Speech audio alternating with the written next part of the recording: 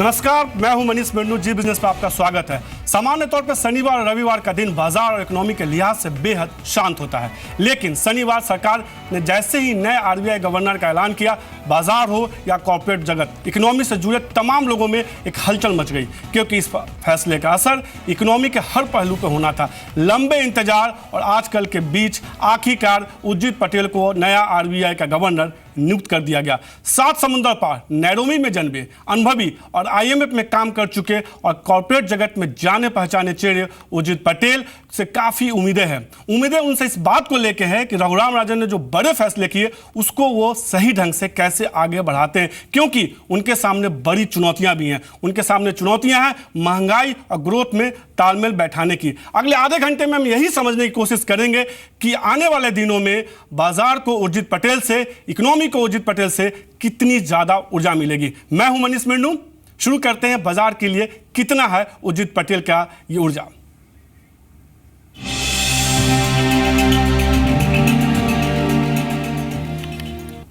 और हमारे इस खास बातचीत में हमारे साथ कुछ खास मेहमान भी जुड़ेंगे, जिनसे ये समझने की कोशिश करेंगे कि जिस तरह से उर्जित पटेल को बनाया गया है, जिस तरह से सरकार की तरफ से बड़ा फैसला लिया गया और तमाम कॉर्पोरेट दिग्गजों ने जिस तरह से इसका स्वागत किया है, इसका असर आने वाले दिनों में इकोनॉमी पे खास तौर पे कितना देखने को मिल सकता है। और इसी मुद्दे पर बात करने के लिए हमारे साथ जो है इंडिया रेटिंग के डायरेक्टर सुनील सिन्हा जुड़ चुके हैं। सुनील सर, सबसे पहले तो शुक्रिया रविवार के दिन जो है समय देने के लिए। एक बेहद अहम फैसला था, काफ़ी दिनों से इस मुद्दे पर चर्चा चल रही थी, कौन बनेगा। आखिरकार डिप्टी गवर्नर को ही बतौर आरबीआई गवर्नर के तौर पे चुना गया सरकार की तरफ से। जिस तरह से हमने देखा है कि कई मुद्दों पे इकोनॉमी में जो चुनौतियां चल रही हैं, चाहे इन्फ्लेशन के लेवल पे हो, महंगाई को लेके हो, ग्रोथ को लेकर हो, ऐसे में जिस तरह का चयन किया गया है उर्जित पटेल का, आपको लगता है कि इनके सामने चुनौतियाँ ज़्यादा हैं पर ये उम्मीदों पर ज़्यादा खरे उतरेंगे?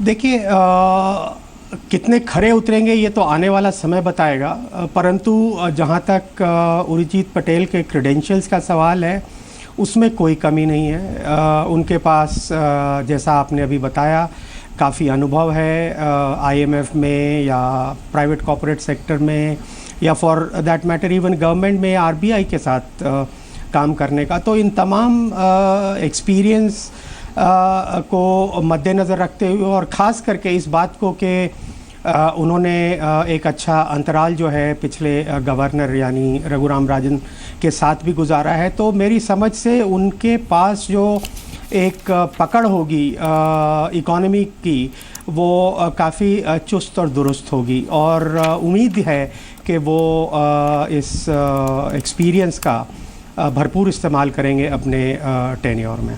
सुनील सर, जिस तरह से हमने देखा था कि उर्जित पटेल कमेटी जो थी और जिसकी सिफारिशें थी, उसमें उन्होंने एक बड़ा सिफारिश ये किया था कि महंगाई के जो आंकड़े हैं वो 4% के आसपास तय कर दिए जाए, जिसमें 2% ज़्यादा या 2% कम की बातें की गई थी। हमने देखा कि पिछले दिनों सरकार की तरफ से यह फैसला लिया भी गया। अगले 5 सालों को उन्होंने जो महंगाई का जो आंकड़ा था, जो दायरा था, उन्होंने 4% के आसपास तय किया, जिसमें 2% प्लस 2% माइनस की बात की थी। तो कहीं ना कहीं सरकार पहले से ही मन बना चुकी थी और वो उर्जित पटेल के जो सोच थी, जो उनकी रिकमेंडेशन थे, उस पर काम करना शुरू कर दिया था उन्होंने। देखिए, ये जो सिलसिला है ये एक दिन में तय नहीं होता है, इसलिए ये एक प्रक्रिया है जो कि पिछले साल शुरू हुई थी, जब इमीडिएटली बजट के बाद गवर्नमेंट ऑफ इंडिया और आरबीआई में करार हुआ कि इन्फ्लेशन टारगेटिंग जो है वो एक सबसे महत्वपूर्ण जो है गोल होगा आरबीआई का। उसके बाद फिर जो दूसरा स्टेप था कि इस दिशा को अगर कार्यान्वित करना है तो हमें एक मॉनेटरी पॉलिसी कमेटी की ज़रूरत पड़ेगी। इनफॉर्मल लेवल पे वो अभी भी है पर उसको फॉर्मलाइज करने की ज़रूरत है। तो वो प्रक्रिया शुरू हुई और उसमें भी तकरीबन हम इस स्थिति में पहुंच चुके हैं जहां के कि वो अब गठित होने के कगार पे है। तो ये सारी स्थितियों को अगर देखा जाए तो ये एक किस्म से एक ब्लूप्रिंट था जो धीरे धीरे जो है अब जो है रियलिटी में बदलता जा रहा है। सर, एक बड़ा सवाल है, पिछले कुछ दिनों से लगातार हमने देखा कि इन्फ्लेशन को लेकर बड़ी ज़्यादा चिंता जताई गई है। आरबीआई ने जो 5% के आसपास का टारगेट रखा था इन्फ्लेशन को लेकर, उसको पिछले 3 महीनों से जो नतीजे आ रहे हैं आरबीआई के, जो इन्फ्लेशन के आंकड़े आ रहे हैं, वो उसको हम मीट नहीं कर पा रहे, लगातार उसके ऊपर जा रहे हैं। हमने देखा है कि उर्जित पटेल ने जो अपनी रिपोर्ट दी थी उसमें सीधे तौर पर उन्होंने कहा था कि सीपीआई पर उन्होंने ज़्यादा फोकस करने की बात कही थी। ऐसे में आपको लगता है कि जो नए गवर्नर अब ये बनेंगे ये भी महंगाई पे ज़्यादा फोकस करेंगे और महंगाई को ही रोकने के लिए ज़्यादा फैसले लेंगे?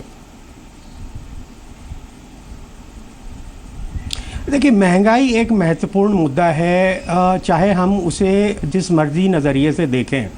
अक्सर ये कहा जाएगा कि जहाँ तक मॉनेटरी पॉलिसी का सवाल है, अगर आप मॉनेटरी पॉलिसी को टाइट रखते हैं, यानी कि दरों में कमी नहीं करते हैं, तो ये ग्रोथ के लिए हानिकारक है। और ख़ासकर जहाँ तक इन्फ्लेशन का सवाल है, और वो इन्फ्लेशन जो कि फूड आइटम से सामने आ रहा है, तो मॉनेटरी पॉलिसी ऐसे में बहुत ज़्यादा कारगर सिद्ध नहीं होती है। परंतु हम एक चीज़ जो है वो अक्सर भूल जाते हैं कि जो फूड इन्फ्लेशन है वो फर्स्ट राउंड में फूड इन्फ्लेशन रहता है, बट सेकंड राउंड में वो जनरलाइज्ड इन्फ्लेशन हो जाता है।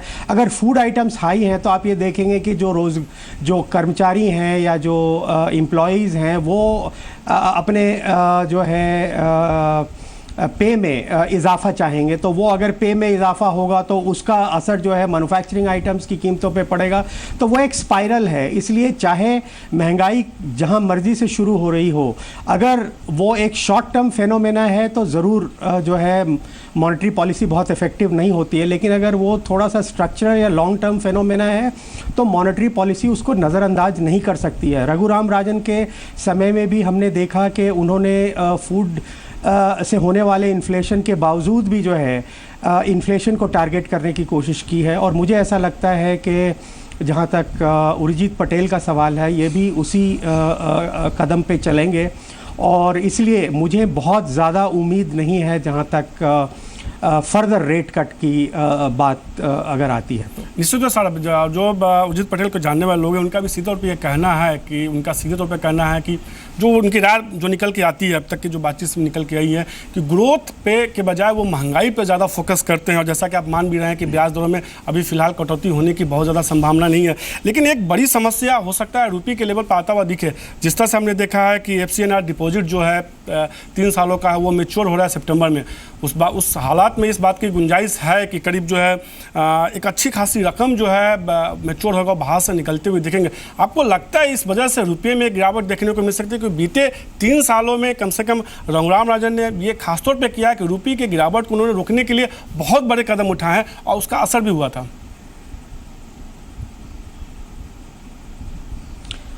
देखिए, जहाँ तक FCNR डिपॉजिट के आउटफ्लो का सवाल है, वो रघुराम राजन जी ने भी पहले कहा। और एक किस्म से एक वॉर चेस्ट जो है ऑलरेडी तैयार हो चुका है। और सबसे जो महत्वपूर्ण बात होती है वो ये है कि आप कोई अनएक्सपेक्टेड इवेंट की तरफ नहीं बढ़ रहे हैं, ये एक एक्सपेक्टेड इवेंट है। तो एक्सपेक्टेड इवेंट के लिए ऑलरेडी जो नेसेसरी कदम उठाए जाने चाहिए थी, चाहे फॉरवर्ड मार्केट में आपने रुपये को ख़रीदना हो या अदरवाइज़ और भी जो वॉर चेस्ट, चाहे वो रफली अराउंड $355 बिलियन का फॉरेक्स रिजर्व बनाना हो, तो ये तमाम जो कदम है ऑलरेडी उठाए जा चुके हैं। और जहाँ तक मेरा मानना है, कोई बहुत ज़्यादा दिक्कत जो है इस रिडेम्पशन से रुपये के ऊपर नहीं आने वाली है।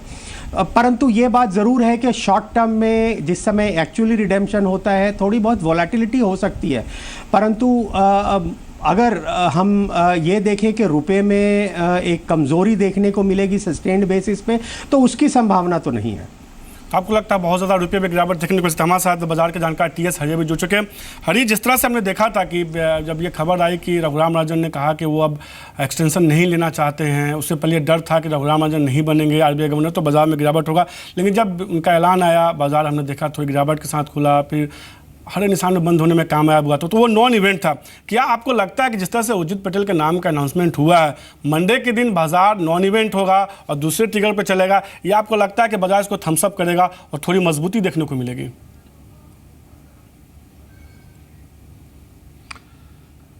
देखिए, मैं मानता हूं कि जहां तक मेरा अंडरस्टैंडिंग है मार्केट का, शायद से ओपनिंग में आपको एक पॉजिटिव ट्रेड मिल सकता है। पर I think over a period of the next 2-3 hours मेरे ख्याल से यही इंपॉर्टेंट रहेगा कि अगला क्वार्टर का अर्निंग्स कैसा रहेगा, इंटरेस्ट रेट का डायरेक्शन कैसा रहेगा, ग्लोबल क्यूज कैसा रहेगा। मेरे ख्याल से ये सब बातें ज़्यादा महत्वपूर्ण रहेगी। मुझे नहीं लगता है कि the change of RBI governor will be a big difference, क्योंकि एक बात तो साफ है कि जहाँ तक पॉलिसी का सवाल है, पॉलिसी में जो कंटिन्यूटी रहने वाला है, तो आई थिंक ओवरऑल कोई खास फर्क मुझे नहीं लगता है कि इससे मार्केट्स पे पड़ेगा।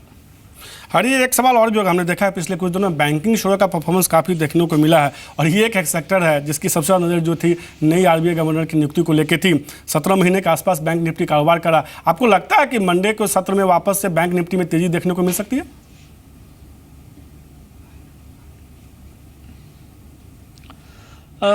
देखिए, कहना मुश्किल है, लेकिन डेफिनेटली एक बात कहना चाहूँगा कि momentum seems to be in favour of banks. और आप खास करके बैंक्स के जो बड़े जो हैवी वेट बैंक्स है, जैसे एचडीएफसी है, एसबीआई है, आईसीआईसीआई है, एक्सिस है, कोटक है, इन सभी बैंक्स को देखोगे तो लगभग ये सारे बैंक्स अपने 52 वीक हाई पे है।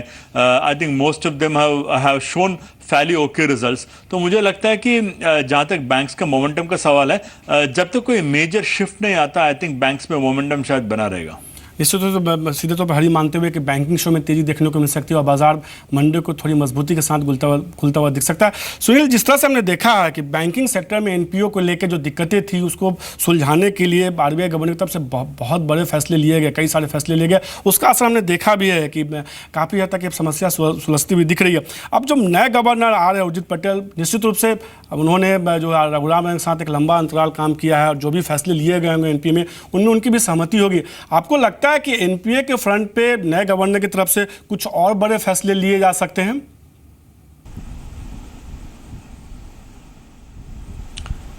नहीं, इस समय जो बैंकों से रिलेटेड मसला है उसमें सबसे बड़ा मसला है cleaning up the balance sheet of the banks. तो उस दिशा में जो कदम लिए गए हैं मेरी समझ से अभी वो पूरे नहीं हुए हैं। तो और जब रघुराम राजन से पूछा भी गया था तो उन्होंने बताया था कि मेरे कुछ अनफिनिश्ड एजेंडा हैं, उसमें एक ये भी है। तो जहाँ तक कंटिन्यूटी का सवाल है, मेरी समझ से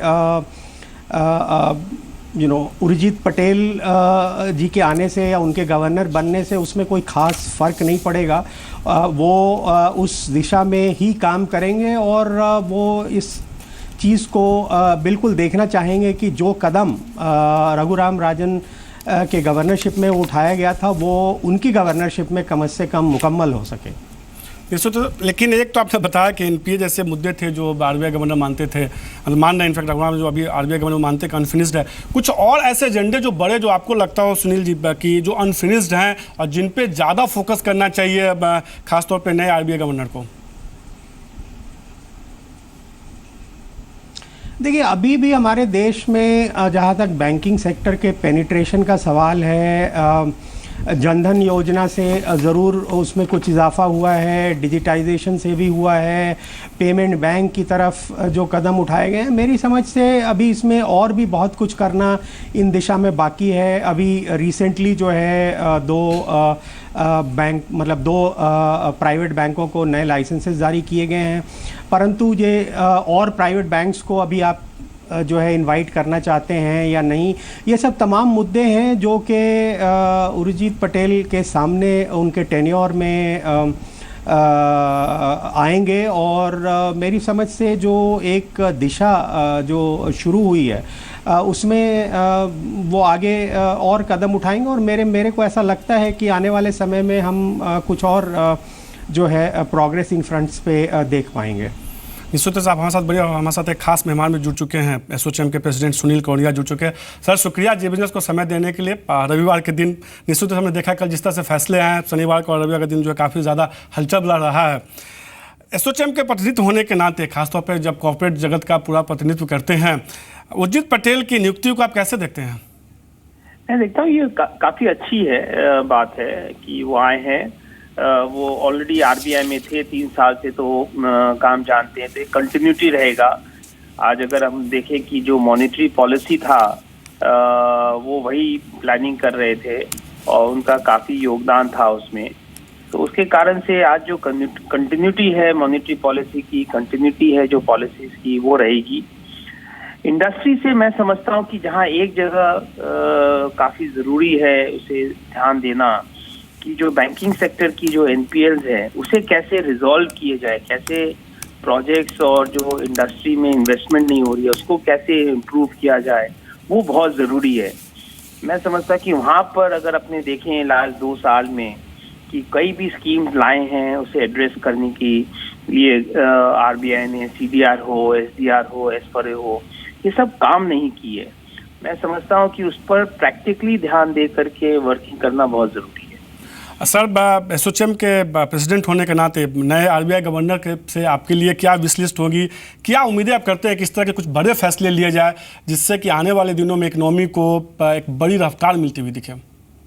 बेसिकली अगर देखें तो बैंकिंग सेक्टर आज फंक्शनिंग नहीं कर रही है, कोई भी डिसीजन मेकिंग नहीं हो रही है। तो अगर अपने देखें जो एनपीएस की प्रॉब्लम थी, आप ये अगर समझें कि अगर 1 साल डिले होती है डिसीजन मेकिंग में तो जो ब्याज है 12-14% की जो ब्याज है वो डेट भर जाती है और उसके कारण से इम्पैक्ट और बढ़ जाता है। तो अगर हम बोले कि 10 से 12 लाख करोड़ की आज के दिन हमारी एनपीएल्स और स्ट्रेस एसेट की अमाउंट्स हैं बैंकिंग सेक्टर में, अगर हम देखें अगर हम कुछ डिसीजन नहीं लेते हैं तो 1-1.25 लाख करोड़ तो 1.5 लाख करोड़ तो ऐसे ही ऐड हो जाएगा ब्याज के कारण से, और वो अपने को बहुत खा रही है।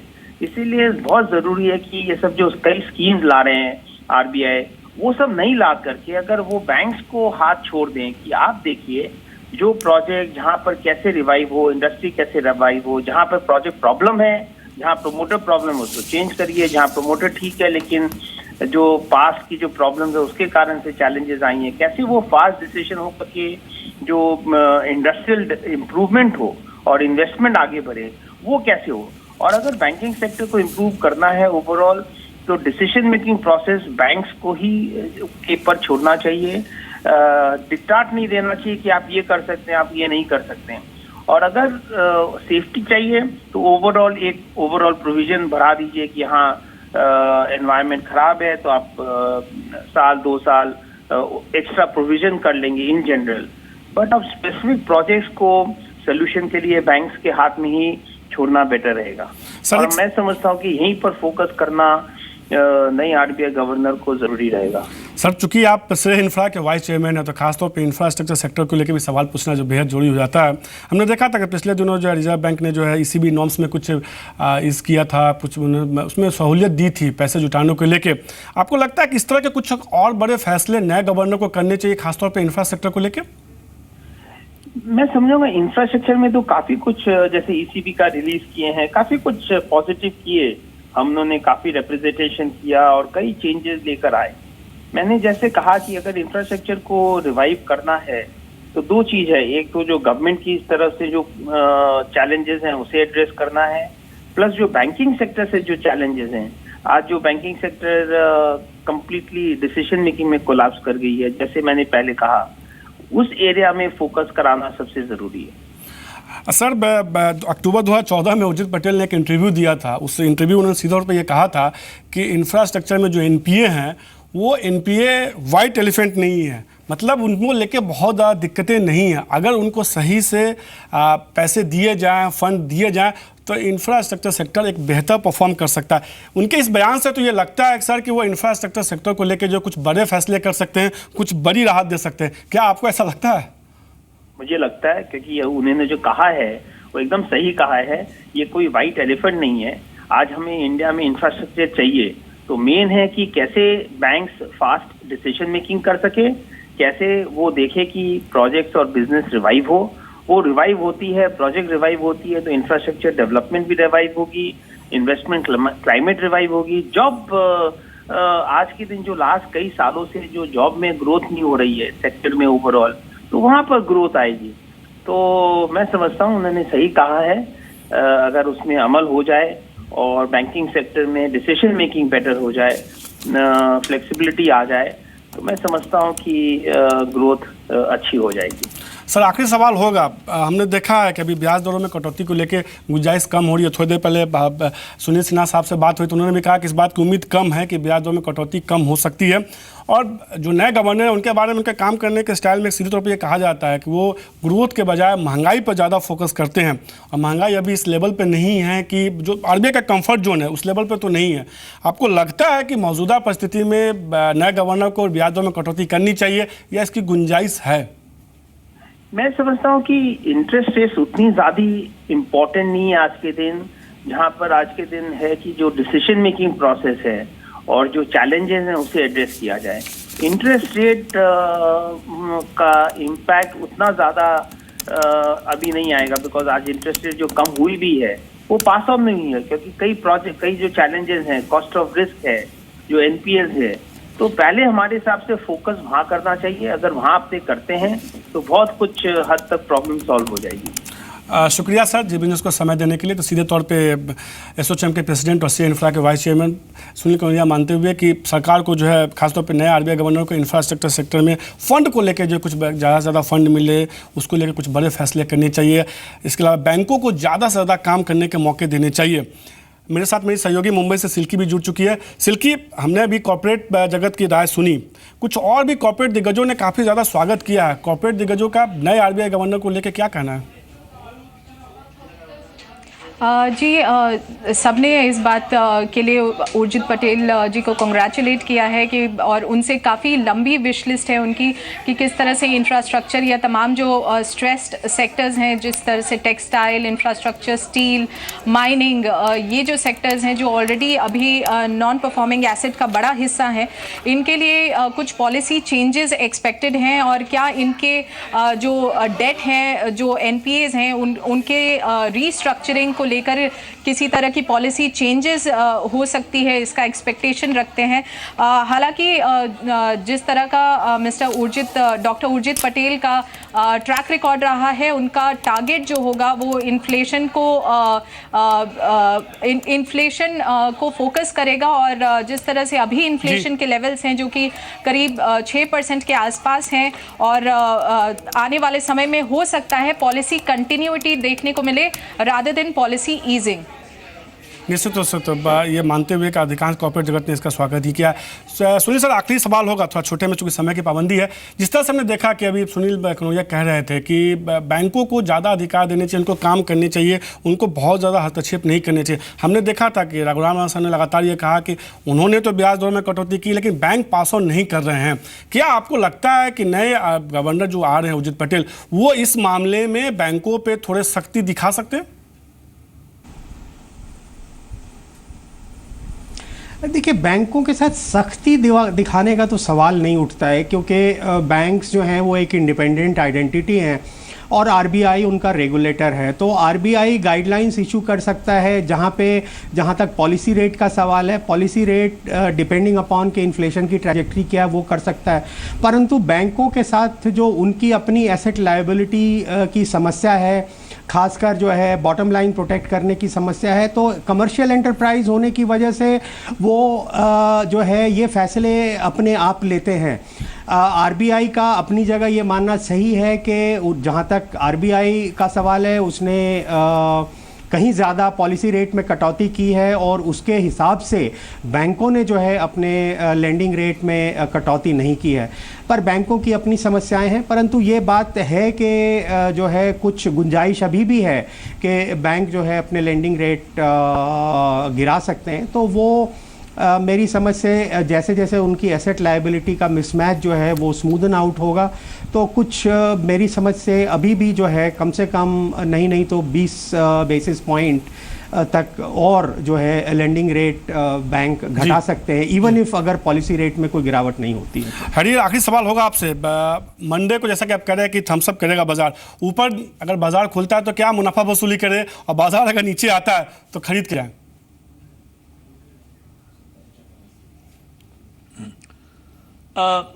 देखिए, कहना मुश्किल है, लेकिन सपोज मैं एक लॉन्ग टर्म नजरिए से देखूं तो मैं तो डेफिनेटली कोई भी डिप को यूज़ करूंगा मार्केट में खरीदारी करने के लिए। हाँ, यदि आप एक ट्रेडर है तो डेफिनेटली 8750 के रेंज में एक बार प्रॉफिट्स बुक कर लीजिए। पर मैं लॉन्ग टर्म में मार्केट्स में पॉजिटिव हूँ, तो मैं तो कोई भी डिप्स पे डेफिनेटली मार्केट्स पे खरीदने की सलाह दूंगा। शुक्रिया आप सबका, सुनील आपका शुक्रिया, हरी आपका शुक्रिया और सिल्की आपका भी शुक्रिया जी बिजनेस के लिए समय निकालने के लिए। तो कहीं ना कहीं सबको उम्मीद है कि नए आरबीआई गवर्नर जो आएंगे वो बाज़ार को, न केवल बाज़ार को बल्कि इकोनॉमी को भी ऊर्जा देंगे। और ऐसे में निश्चित रूप से महंगाई और इन्फ्लेशन, महंगाई और ग्रोथ के बीच में उनके लिए चुनौती होगी तालमेल बैठाने की, लेकिन नज़र हमारी भी होगी और कल बाजार में देखना होगा सीधे तौर पर इसका कितना ज़्यादा पॉजिटिव एंड निगेटिव असर देखने को मिलता है। तब तक के लिए नमस्कार, बने रहिए जी बिजनेस के साथ।